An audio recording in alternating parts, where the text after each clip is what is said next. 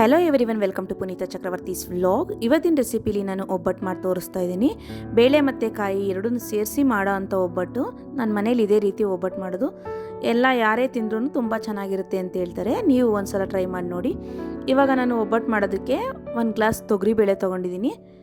ಒಂದು ಪಾತ್ರೆಗೆ ತೊಗರಿಬೇಳೆನ ಹಾಕೊಂಬಿಟ್ಟು 1-2 ಸಲ ವಾಶ್ ಮಾಡಬೇಕು. 1-2 ಸಲ ವಾಶ್ ಮಾಡಾದಮೇಲೆ ಅದೇ ಪಾತ್ರೆಯಲ್ಲಿ ನಾನು 2 ಗ್ಲಾಸ್ ನೀರು ಸೇರಿಸ್ಬಿಟ್ಟು ಬೇಯಕ್ಕಿಡ್ತೀನಿ. ಪಾತ್ರೆಯಲ್ಲಿ ಬೇಯಕ್ಕಿಡೋದ್ರಿಂದ ಜಾಸ್ತಿ ಬೇಯಲ್ಲ. ಕುಕ್ಕರಲ್ಲಾದರೆ ತುಂಬ ಬೆಂದ್ಬಿಟ್ಟು ಬೇಳೆ ಎಲ್ಲ ಅಪ್ಪಚ್ಚಿ ಆದಂಗೆ ಹೋಗ್ಬಿಡುತ್ತೆ. ಅದರಿಂದ ಪಾತ್ರೆಯಲ್ಲೇ ಬೇಯಕ್ಕಿಡಿ. 1 ಸ್ಪೂನ್ ಎಣ್ಣೆ ಸೇರಿಸ್ಬೇಕು. ತೊಗರಿಬೇಳೆ ಬೇಗ ಬೇಯುತ್ತೆ. ಪಾತ್ರೆಯಲ್ಲಿ ಬೇಯಕ್ಕಿಡೋದ್ರಿಂದ ನಮಗೆ ಎಷ್ಟು ಬೇಕಷ್ಟು ಯಾವಾಗ ಬೆಂದಿದೆ ಅಂತ ನೋಡ್ಕೊಂಬಿಟ್ಟು ತೆಕ್ಕೊಬೋದು. ತುಂಬ ಅಪ್ಪಚ್ಚಿ ಆಗೋಂಗೆ ಬೇಯಿಸ್ಕೊಬಾರ್ದು. ಸ್ವಲ್ಪ ಗಟ್ಟಿ ಇರೋಂಗೆ ನೋಡಿ ಈ ರೀತಿ ಬೇಯಿಸ್ಕೊಬೇಕು. ಬೇಯಿಸ್ಕೊಂಡಾದ್ಮೇಲೆ ಇದನ್ನು ನೀರು ಸೋರ್ಕೊಳ್ಳಿ ಅಂದ್ಬಿಟ್ಟು ಒಂದು ಜಾಲರಿಗೆ ಹಾಕ್ಬಿಟ್ಟು ಬೇಳೆನ ಹಾಕಿಟ್ಟಿದ್ದೀನಿ. ಆ ನೀರಲ್ಲಿ ಒಬ್ಬಟ್ಟು ಸಾಂಬಾರು ಮಾಡ್ಕೊಬೋದು. 1.5 ಉಂಡೆ ಬೆಲ್ಲ ತೊಗೊಂಡಿದ್ದೀನಿ ನಾನು. 1 ಭಾಗ ಕಾಯಿ ಹೋಳು ತೊಗೊಂಡಿದ್ದೀನಿ. ಮತ್ತು ಬೇಳೆ ಬೇಯಿಸ್ಕೊಂಡಿದ್ವಲ್ಲ 1 ಗ್ಲಾಸು ಇದನ್ನು ತೊಗೊಂಡಿದ್ದೀನಿ. ಇದನ್ನು ಮೂರನ್ನು ಸ್ವಲ್ಪ ಹಾಕ್ಕೊಂಬಿಟ್ಟು ಚೆನ್ನಾಗಿ ನೈಸ್ ಪೇಸ್ಟ್ ಆಗೋವರೆಗೂ ಗ್ರೈಂಡ್ ಮಾಡ್ಕೊಬೇಕು. ತೊಗರಿಬೇಳೆ, ಬೆಲ್ಲ ಮತ್ತು ಕಾಯಿ ಸೇರಿಸ್ಬಿಟ್ಟು ಗ್ರೈಂಡ್ ಮಾಡ್ಕೊಬೇಕು. ಇದು ಫಸ್ಟ್ ಟೈಮು ಮಿಕ್ಸಿಗೆ ಹಾಕ್ತಾಯಿದ್ದೀನಿ. 1-2 ಟೈಮ್ಸ್ ನಾನು ಮಿಕ್ಸಿಲಿ ಗ್ರೈಂಡ್ ಮಾಡ್ಕೊಂಡಿದ್ದೀನಿ. ನೆಕ್ಸ್ಟು ಇನ್ನೊಂದು ಸಲ ಹಾಕ್ಬೇಕಾದ್ರೆ ಸೇಮ್ ಇದೇ ಥರನೇ ಹಾಕ್ಬಿಟ್ಟು ಅದ್ರ ಜೊತೆ 8 ಏಲಕ್ಕಿ ಸೇರಿಸಿದ್ದೀನಿ. ನೀವು ಯಾವ ಪಾತ್ರೆಯಲ್ಲಿ ಹೂರ್ಣನ ರೆಡಿ ಮಾಡ್ಕೊಳ್ತೀರೋ ಅದಕ್ಕೆ ಹಾಕೊಳ್ಳಿ. ದಪ್ಪ ತಳ ಪಾತ್ರೆ ಇದ್ದರೆ ಒಳ್ಳೆಯದು. ಪಾತ್ರೆ ಅಥವಾ ಬಾಣಲಿ. ನಾನು ಬಾಣಲಿಗೆ ಹಾಕ್ತಾಯಿದ್ದೀನಿ. ಬಾಣಲಿಗೆ ಹಾಕೊಂಡ್ರೇ ಒಳ್ಳೆಯದು. ಇವಾಗ ಎರಡನೇ ಟ್ರಿಪ್ ಹಾಕ್ತಾಯಿದ್ದೀನಿ ನನ್ನ ಜಾರಿಗೆ. 8 ಏಲಕ್ಕಿ ಸೇರಿಸ್ತಾ ಇದ್ದೀನಿ. 8 ಏಲಕ್ಕಿ ಸೇರಿಸ್ಬಿಟ್ಟು ಎಲ್ಲ ರುಬ್ಬಾದ್ಮೇಲೆ ಒಟ್ಟಿಗೆ ಹಾಕ್ಬಿಟ್ಟು ಕೆಳಗಡೆ ನೀಟಾಗಿ ಮಿಕ್ಸ್ ಮಾಡ್ತಾಯಿದ್ದೀನಿ. ಇವಾಗ ಸ್ಟವ್ ಆನ್ ಮಾಡಿಬಿಟ್ಟು ಹೂರ್ಣ ಬೇಯಕ್ಕಿಡೋಣ. ಸಿಮ್ಮಲ್ಲಿ ಇಟ್ಕೊಂಡು ಹೂರ್ಣ ಯಾವತ್ತೂ ರೆಡಿ ಮಾಡ್ಕೊಬೇಕು. ನೋಡಿ, ಕೈ ಆಡಿಸ್ತಾನೇ ಇರಬೇಕು. ಆವಾಗ ತಳ ಹಿಡಿಯಲ್ಲ. ನೋಡಿ ಇವಾಗ ಬಂದಿದೆಯಲ್ಲ, ಅದಕ್ಕೆ ಹೂರ್ಣ ಬರಬೇಕು. ಕೈ ಆಡ್ತಾನೆ ಇರಬೇಕು. ಕೈ ಆಡೋದು ನಿಲ್ಲಿಸಬಾರ್ದು, ಯಾಕೆಂದರೆ ತಳ ಹಿಡಿದ್ಬಿಡುತ್ತೆ. ಅದಕ್ಕೆ ಬಂದಮೇಲೆ ನಾನು 1 ಸ್ಪೂನ್ ಅಕ್ಕಿ ಹಿಟ್ಟು ಸೇರಿಸ್ಕೊಳ್ತಿದ್ದೀನಿ. 1-2 ಸ್ಪೂನ್ ಅಕ್ಕಿ ಹಿಟ್ಟು ಸೇರಿಸ್ಕೊಬೋದು. ನಾನು 1 ಸ್ಪೂನ್ ಸೇರಿಸ್ಕೊಳ್ತಿದ್ದೀನಿ. ಅಕ್ಕಿ ಹಿಟ್ಟು ಸೇರಿಸ್ಬಿಟ್ಟು ಮಿಕ್ಸ್ ಮಾಡ್ತಾಯಿದ್ದೀನಿ. ಅಕ್ಕಿ ಹಿಟ್ಟು ಸೇರಿಸೋದು ಏನಕ್ಕೆ ಅಂದರೆ ಸ್ವಲ್ಪ ಹೂರ್ಣ ಗಟ್ಟಿಯಾಗಿ ಬರಲಿ ಅಂತ. ಮತ್ತು ಟೇಸ್ಟು ಏನಾಗಲ್ಲ, ಚೆನ್ನಾಗೇ ಇರುತ್ತೆ. 1-2 ಸ್ಪೂನ್ ಸೇರಿಸ್ಕೊಳ್ಳಿ, ಅದಕ್ಕಿಂತ ಜಾಸ್ತಿ ಸೇರ್ಸೋಕೆ ಹೋಗ್ಬಿಡಿ. ಇವಾಗ 1 ಸ್ಪೂನ್ ತುಪ್ಪ ಹಾಕ್ತಾಯಿದ್ದೀನಿ. ಇದಾದ ನಂತರ 1 ಸ್ಪೂನ್ ಎಣ್ಣೆ ಹಾಕ್ತಾಯಿದ್ದೀನಿ. ಈ ಹೂರ್ಣಕ್ಕೆ ಎಣ್ಣೆ ಮತ್ತು ತುಪ್ಪ ಸೇರಿಸೋದ್ರಿಂದ ಹೂರ್ಣ ಚೆನ್ನಾಗಾಗುತ್ತೆ. ಇನ್ನೂ 1 ಸ್ಪೂನ್ ಎಕ್ಸ್ಟ್ರಾ ತುಪ್ಪ ಬೇಕಾದರೆ ಸೇರಿಸ್ಕೊಬೋದು ನೀವು. ನಾನು 1 ಸ್ಪೂನ್ ತುಪ್ಪ 1 ಸ್ಪೂನ್ ಎಣ್ಣೆ ಹಾಕ್ತಾಯಿದ್ದೀನಿ, ಸಾಕಷ್ಟೇ ಅಂದ್ಬಿಟ್ಟು. ಪಾತ್ರೆನೂ ತಳ ಹಿಡಿಯಲ್ಲ ಮತ್ತು ಹೂರ್ಣನೂ ಹಾಳಾಗಲ್ಲ ಬೇಗ. ಹೊರಗಡೆ ಇಟ್ಟರೆ 1-3 ದಿನ ಇಟ್ಕೊಬೋದು ನೀವು, ಏನೂ ಆಗಲ್ಲ ಹೂರ್ಣ. ಫ್ರಿಜ್ಜಲ್ಲಿ ಇಡ್ತೀನಿ ಅಂದರೆ 1 ವಾರ ಇಟ್ಕೊಂಬಿಟ್ಟು ನಿಮ್ಗೆ ಯಾವಾಗ ಬೇಕನ್ಸುತ್ತೆ ಅವಾಗ ಒಬ್ಬಟ್ಟನ್ನ ತೊಟ್ಕೊಬೋದು. ಇವಾಗ ಹೂರ್ಣ ರೆಡಿಯಾಗಿದೆ. ಇದನ್ನು ಹಾರಕ್ಕಿಡೋಣ. ಹಾರಕ್ಕಿಟ್ಬಿಟ್ಟು ನಾನು ಹಿಟ್ಟು ಕಲಿಸ್ಕೊಳ್ಳೋದಕ್ಕೆ ರೆಡಿ ಮಾಡ್ಕೊಳ್ತಾ ಇದ್ದೀನಿ. ಇವಾಗ ಹಿಟ್ಟು ಕಲಿಸ್ಕೊಳ್ಳೋದಕ್ಕೆ ಮೈದೆ ಹಿಟ್ಟು ತೊಗೊಂಡಿದ್ದೀನಿ. 1.5 ಕಪ್ಪು ಮೈದೆ ಹಿಟ್ಟು ಹಾಕ್ತಾಯಿದ್ದೀನಿ. ಒಂದು ಬೇಸನಿಗೆ 1.5 ಕಪ್ ಮೈದೆ ಹಿಟ್ಟು ಹಾಕ್ಕೊಂಬಿಟ್ಟು ನೋಡಿ ಈ ಕಪ್ಪಲ್ಲಿ ಹಾಕ್ತಾಯಿದ್ದೀನಿ. ಹಾಕ್ಕೊಂಬಿಟ್ಟು ರುಚಿಗೆ ತಕ್ಕಷ್ಟು ಉಪ್ಪು, ಒಂದು ಸ್ವಲ್ಪ ಅರಿಶಿನ ಎರಡನ್ನೂ ಸೇರಿಸ್ಕೊಳ್ತಾ ಇದ್ದೀನಿ. ಸೇರಿಸ್ಕೊಂಬಿಟ್ಟು ಎಲ್ಲದನ್ನು ಮಿಕ್ಸ್ ಮಾಡಬೇಕು. ಎಲ್ಲ ನೀಟಾಗಿ ಮಿಕ್ಸ್ ಆಗಂಗೆ ಮಿಕ್ಸ್ ಮಾಡಿಬಿಟ್ಟು ನೆಕ್ಸ್ಟು ನೀರು ತೆಗೆದಿಟ್ಕೊಂಡಿರಿ. 1-2 ಗ್ಲಾಸ್ ನೀರು ಬೇಕಾಗುತ್ತೆ. 2 ಗ್ಲಾಸ್ ನೀರಲ್ಲಿ ಸ್ವಲ್ಪನೇ ನೀರನ್ನ ಹಾಕ್ಕೊಂಡು ಹಿಟ್ಟನ್ನು ಕಲಿಸ್ಕೊಳ್ಳಿ. ಯಾಕೆಂದರೆ ಒಂದೇ ಸಲ ಹಾಕಿದ್ರೆ ತುಂಬ ತೆಳುವಾಗಿಬಿಡುತ್ತೆ ಹಿಟ್ಟು. ನೋಡಿ ಉಪ್ಪು ಅರಿಶಿನ ಎಲ್ಲ ನೀಟಾಗಂಗೆ ಮಿಕ್ಸ್ ಮಾಡ್ಕೊಳ್ತಾ ಇದ್ದೀನಿ. ಇವಾಗ ನೀರು ಸೇರಿಸ್ಕೊಳ್ತಾ ಇದ್ದೀನಿ. ಸ್ವಲ್ಪ ನೀರು ಸೇರಿಸ್ಕೊಂಡಿದ್ದೀನಿ. ಒಟ್ಟಿಗೆ ನೀರು ಸೇರಿಸ್ಕೊಳ್ಳಲ್ಲ. ಇಷ್ಟಾದಮೇಲೆ ಮತ್ತೆ ನೀರು ಸೇರಿಸ್ಕೊಂಬಿಟ್ಟು ಹಿಟ್ಟು ಕಲಿಸ್ಕೊಳ್ತಾ ಇದ್ದೀನಿ. ಇವಾಗ ನೋಡಿ 4 ಸ್ಪೂನು ರಿಫೈಂಡ್ ಆಯಿಲ್ ತೊಗೊಂಡಿದ್ದೀನಿ. ಈ ರಿಫೈಂಡ್ ಆಯಿಲ್ ಹಾಕ್ಕೊಂಬಿಟ್ಟು ಚೆನ್ನಾಗಿ ಹಿಟ್ಟನ್ನ ಕಲಿಸ್ಕೊಬೇಕು. ಹಿಟ್ಟನ್ನ ಚೆನ್ನಾಗಿ ನಾದದಷ್ಟು ಚೆನ್ನಾಗಿ ಹಿಟ್ಟು ಸಾಫ್ಟ್ ಆಗುತ್ತೆ. ನೋಡಿ ಈ ರೀತಿ ಮಿತ್ಕೊಬೇಕು. ಹಿಟ್ಟನ್ನು ಚೆನ್ನಾಗಿ ಮಿದಿಬೇಕು. ಅದಕ್ಕೆ ಬರಬೇಕು. ಇಷ್ಟು ಸಾಫ್ಟಾಗಿರಬೇಕು ಹಿಟ್ಟು. ಗಟ್ಟಿ ಬಂದರೆ ಹಿಟ್ಟು ಚೆನ್ನಾಗಾಗಲ್ಲ. ಚೆನ್ನಾಗಿ ಹಿಟ್ಟನ್ನ ಮಿದ್ದಿ ಕಲಿಸ್ಬೇಕು. ನೋಡಿ ಈ ರೀತಿ ಚೆನ್ನಾಗಿ ನಾದಿ ಕಲಿಸ್ಬೇಕು.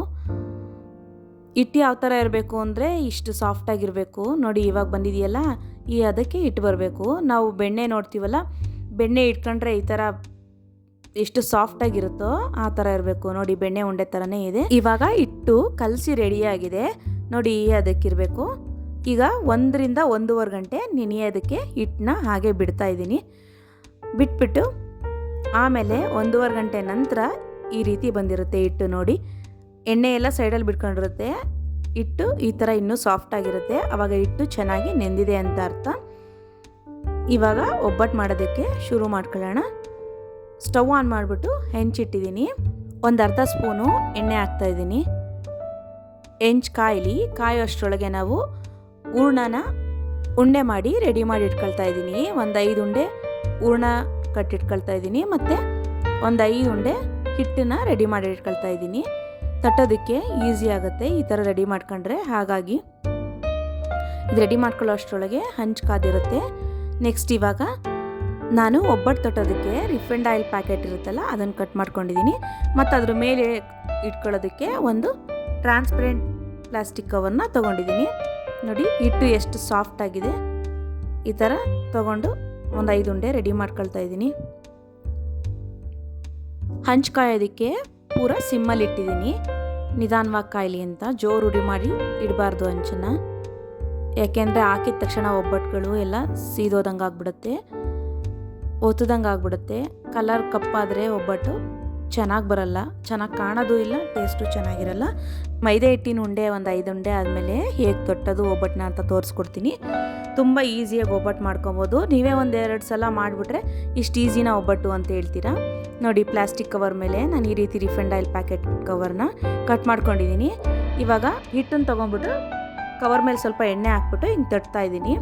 ಆಮೇಲೆ ನಿಮಗೆ ತಟ್ಟೋದೇನಿರಲ್ಲ ನೋಡಿ, ಹಾಗೆ ನೋಡ್ತಾ ಇರಿ ವಿಡಿಯೋ, ನಿಮಗೆ ಗೊತ್ತಾಗುತ್ತೆ. ಹೂರ್ಣ ತೊಗೊಂಬಿಟ್ಟು ಈ ರೀತಿ ಫ್ಲ್ಯಾಟ್ ಮಾಡ್ಕೊಳ್ಳಿ. ಫ್ಲ್ಯಾಟ್ ಮಾಡ್ಕೊಂಬಿಟ್ಟು ಸ್ವಲ್ಪ ಹಿಟ್ಟನ್ನು ತಟ್ಟಾದಮೇಲೆ ಮಧ್ಯಕ್ಕೆ ಸೇರಿಸ್ಬಿಟ್ಟು ಹಿಟ್ಟನ್ನು ಈ ರೀತಿ ಕವರ್ ಮಾಡ್ಕೊಂಬನ್ನಿ. ಈ ರೀತಿ ಕವರ್ ಮಾಡಾದಮೇಲೆ ಮತ್ತೆ ಆ ಪ್ಯಾಕೆಟ್ ಮೇಲೆ ಪ್ಲಾಸ್ಟಿಕ್ ಕವರ್ ಮೇಲೆ ಎಣ್ಣೆ ಹಾಕಿ ಒಂದು ಸ್ಪೂನ್ ಎಣ್ಣೆ ಹಾಕ್ಬಿಟ್ಟು ಇದನ್ನು ಈ ರೀತಿ ತಟ್ಟಬೇಕು. ಫಿಲ್ ಮಾಡಿರ್ತೀವಲ್ಲ ನಾವು, ಕವರ್ ಮಾಡಿರ್ತೀವಲ್ಲ ಆ ಪೋರ್ಷನ್ನ ಕೆಳಗಡೆ ಹಾಕ್ಬಿಟ್ಟು ಈ ರೀತಿ ತಟ್ಕೊಂಬರ್ಬೇಕು. ಇಷ್ಟು ತಟ್ಟಿದ್ರೆ ಸಾಕು. ನೀವು ಇನ್ನೊಂದು ಟ್ರಾನ್ಸ್ಪರೆಂಟ್ ಪ್ಲಾಸ್ಟಿಕ್ ಕವರ್ ಇರುತ್ತಲ್ಲ ಈ ರೀತಿ ಹಾಕ್ಬಿಟ್ಟು ಈ ಥರ ಈಜಿದ್ರೆ ಸಾಕು, ಹಾಗೆ ಬರುತ್ತೆ. ಇಷ್ಟೇ, ಈ ಥರ ಎಳೆದ್ರೆ ಸಾಕು. ನೋಡಿ ಯಾವ ಥರ ಫಿನಿಶಿಂಗಲ್ಲಿ ಬರುತ್ತೆ ಒಬ್ಬಟ್ಟು, ತುಂಬ ಚೆನ್ನಾಗಿ ಬರುತ್ತೆ. ನಾವು ಕೈಯಲ್ಲೇ ಪೂರ್ತಿ ತೊಟ್ಟೋದ್ರಿಂದ ಒಂದು ಕಡೆ ಫಿಲ್ ಆಗಿರುತ್ತೆ, ಒಂದು ಕಡೆ ಫಿಲ್ ಆಗಿರಲ್ಲ ಹೂರ್ಣ. ನಾವು ಈ ರೀತಿ ಎಳೆಯೋದ್ರಿಂದ ಎಲ್ಲ ಕಡೆ ಫಿಲ್ಲಾಗಿ ಚೆನ್ನಾಗಿ ಬರುತ್ತೆ. ಈಗ ಹಂಚು ಕಾದಿದೆ, ಹಂಚನ್ನ ಸಿಮ್ಮಲ್ಲಿ ಕಾಯಕ್ಕೆ ಇಟ್ಕೊಂಡಿದ್ನಲ್ಲ, ಇವಾಗ ಮೀಡಿಯಮ್ ಫ್ಲೇಮ್ ಮಾಡ್ಕೊಬೇಕು. ಜೋರು ಉರಿನೂ ಮಾಡ್ಕೊಬಾರ್ದು, ತೀರಾ ಸ್ಲೋನೂ ಇರಬಾರ್ದು. ನೋಡಿ ಈ ರೀತಿ ಹಾಕ್ಬಿಟ್ಟು ಬೇಯಿಸ್ಕೊಬೇಕು ಒಬ್ಬಟ್ಟನ್ನ. 1 ಸ್ಪೂನ್ ಎಣ್ಣೆ ಹಾಕ್ತಾಯಿದ್ದೀನಿ ಒಬ್ಬಟ್ಟು ಮೇಲ್ಗಡೆ. ಚೆನ್ನಾಗಿ ಬೆಂದಿದೆ ಅಂದರೆ ಹಿಂಗೆ ಮಗ್ಚಕಾಯಿ ಹಾಕಿದ ತಕ್ಷಣವೇ ಒಬ್ಬಟ್ಟು ಅಂಟಲ್ಲ, ಹಂಚಿಗೂ ಮತ್ತು ಮಗ್ಚಕಾಯಿಗೂ. ಬೆಂದಿಲ್ಲ ಅಂದರೆ ಅಂಟದಂಗೆ ಆಗುತ್ತೆ ಮಗ್ಚಕಾಯಿಗೂ ಮತ್ತು ಹೆಂಚಿಗೂ. ಈಗ ನೀವೇ ನೋಡ್ತಿದ್ದೀರಲ್ಲ, ಇದು ಇವಾಗ ಬೆಂದಿಲ್ಲ. ಇನ್ನೊಂದು ಸೆಕೆಂಡ್ ಬಿಟ್ಬಿಟ್ಟು ನೋಡಿ ಮಗ್ಚ ಹಾಕ್ತಾಯಿದ್ದೀನಿ. ನೋಡಿ ಇವಾಗ ಬೆಂದಿದೆ ಒಬ್ಬಟ್ಟು. ನೋಡಿ ಈ ಕಲರಲ್ಲಿರಬೇಕು ಒಬ್ಬಟ್ಟು. ಇವಾಗ ಒಬ್ಬಟ್ಟು ಬೆಂದು ರೆಡಿಯಾಗಿದೆ. ಇವಾಗ ಒಂದು ಪ್ಲೇಟಿಗೆ ತಗೊಳ್ತಾ ಇದ್ದೀನಿ. ಇದಾದ ನಂತರ ಮತ್ತೆ ಇನ್ನೂ ಒಂದು ಒಬ್ಬಟ್ಟನ್ನ ತೊಟ್ಬಿಟ್ಟು ತೋರಿಸ್ತೀನಿ. ನೀವೇ ನೋಡ್ತಾ ಇದ್ದೀರಲ್ಲ ಎಷ್ಟು ಸುಲಭವಾಗಿ ಒಬ್ಬಟ್ಟನ್ನ ಮನೇಲೇ ಮಾಡ್ಕೊಬೋದು ಅಂತ. ಹೊರಗಡೆ ತಿನ್ನೋದಕ್ಕಿಂತ ನೀವು ಮನೇಲಿ ಮಾಡ್ಕೊಂಡು ತಿಂದು ನೋಡಿ. ಬಿಸಿ ಬಿಸಿ ಒಬ್ಬಟ್ಟಿಗೆ ತುಪ್ಪ ಹಾಕೊಂಡು ತಿಂತಿದ್ದೆ ಎಷ್ಟು ರುಚಿಯಾಗಿರುತ್ತೆ ಅಂತ ನಿಮಗೆ ಗೊತ್ತಾಗುತ್ತೆ. ಈಗ ನೆಕ್ಸ್ಟ್ ಒಬ್ಬಟ್ಟು ತೊಟ್ಟೋದನ್ನು ತೋರಿಸ್ತಾ ಇದ್ದೀನಿ. ಸ್ವಲ್ಪ ಕೆಳಗಡೆ ಎಣ್ಣೆ ಹಾಕೊಂಬಿಟ್ಟು ಮೈದೆ ಹಿಟ್ಟಿನ ಉಂಡೆ ತೊಗೊಂಬಿಟ್ಟು ಸ್ವಲ್ಪ ತೊಟ್ಬಿಟ್ಟು ಅದಾದ ನಂತರ ಅದೇ ರೀತಿ ಮೊದಲು ತೋರಿಸಿದ್ನಲ್ಲ ಅದೇ ರೀತಿ ಹೂರ್ಣನ ಫ್ಲ್ಯಾಟ್ ಮಾಡ್ಕೊಂಬಿಟ್ಟು ಹೂರ್ಣದ ಸುತ್ತ ಹಿಟ್ಟನ್ನು ಕವರ್ ಮಾಡ್ತಾಯಿದ್ದೀನಿ. ಕವರ್ ಮಾಡಿಬಿಟ್ಟು ಇವಾಗ ಒಬ್ಬಟ್ಟು ತಟ್ಟ ಕವರ್ ಮೇಲೆ 1 ಸ್ಪೂನ್ ಎಣ್ಣೆ ಹಾಕೊಳ್ತೀನಿ. 1 ಸ್ಪೂನ್ ಎಣ್ಣೆ ಹಾಕೊಂಬಿಟ್ಟು ಎರಡೂ ಸೈಡ್ಗೂ ಎಣ್ಣೆ ಆಗಬೇಕು ಒಬ್ಬಟ್ಟಿಗೆ ಅಂದ್ಬಿಟ್ಟು ಈ ಥರ ಮಾಡಿಬಿಟ್ಟು ಫಸ್ಟು ಒಂದು ಸೈಡ್ ಎಣ್ಣೆ ಹತ್ಕೊಂಬಿಟ್ಟು ಮತ್ತೆ ಅದು ಉಲ್ಟಾ ಮಾಡಿಬಿಟ್ಟು ಒಬ್ಬಟ್ಟನ್ನ ನಾವು ಫಿಲ್ ಮಾಡ್ಕೊಂಡಿರ್ತೀವಲ್ಲ ಆ ಪೋರ್ಷನ್ನ ತೆಗೆದು ಕೆಳಗಡೆ ಹಾಕಬೇಕು.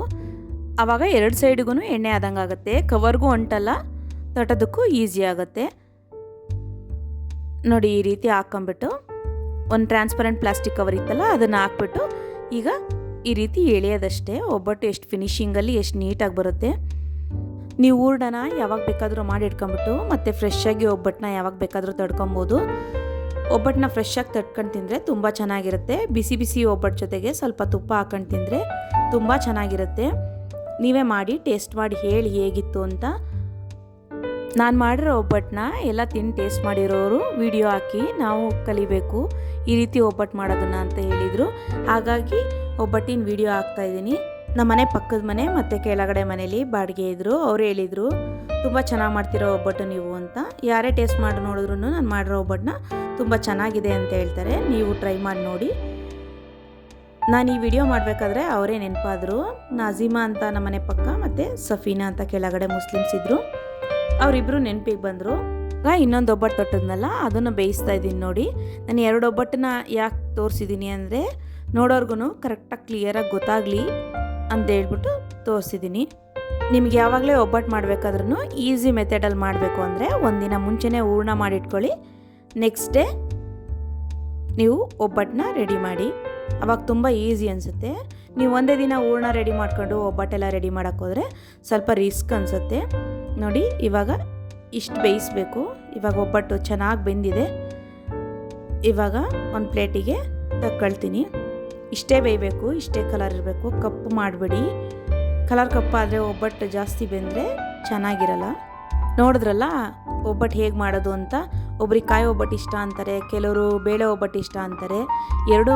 ಬೇಳೆ ಮತ್ತು ಕಾಯಿ ಎರಡನ್ನೂ ಸೇರಿಸ್ಬಿಟ್ಟು ಮಾಡೋ ಅಂಥ ಒಬ್ಬಟ್ಟು ತುಂಬ ರುಚಿಯಾಗಿರುತ್ತೆ. ಸಪ್ರೇಟು ಬೇಳೆ ಒಬ್ಬಟ್ಟು ಬೇರೆ ಕಾಯಿ ಒಬ್ಬಟ್ಟು ಬೇರೆ ಮಾಡಿ ನಾವು ತಿನ್ನೋದಕ್ಕಿಂತ ಈ ಥರ ಮಾಡ್ಕೊಂಡು ತಿಂದರೆ ತುಂಬ ಚೆನ್ನಾಗಿರುತ್ತೆ. ಮತ್ತು ಇನ್ನೊಂದು ಹೇಳ್ತಾ ಇದ್ದೀನಿ, ಒಬ್ಬಟ್ಟು ಬೇಯಿಸಾದ್ಮೇಲೆ ನೀವು ಒಬ್ಬಟ್ಟುಗಳನ್ನ ಒಂದ್ರ ಮೇಲೊಂದು ಹಾಕ್ಬಿಟ್ಟು ಇಡಬಾರ್ದು. ಯಾಕೆಂದರೆ ಬೇಗ ಒಬ್ಬಟ್ಟು ಹಾಳಾಗುತ್ತೆ. ಒಂದು ದೊಡ್ಡ ತಟ್ಟೆಗೆ ಹಾಕ್ಬಿಟ್ಟು ಒಬ್ಬಟ್ಟು ಮಾಡಿದ ತಕ್ಷಣ ಬಿಸಿ ಒಬ್ಬಟ್ಟನ್ನ ಹಾರಿಟ್ಟಾದ್ಮೇಲೆ ಆಮೇಲೆ ಬೇಕಾದರೆ ಪ್ಲೇಟಿಗೆ ಜೋಡಿಸ್ಕೊಬೋದು.